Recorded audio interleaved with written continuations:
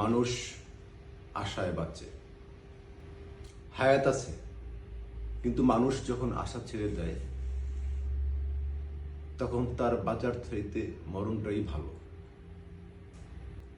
মানুষ আশায় বাঁচে। আশা।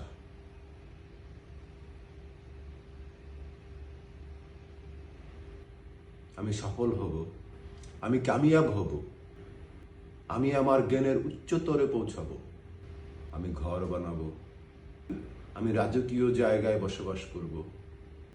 কিন্তু এমন কিছু আশা আছে যে আশা মানুষকে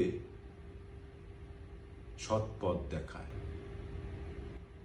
ন্যায়ের পথে চলতে বাধ্য করে।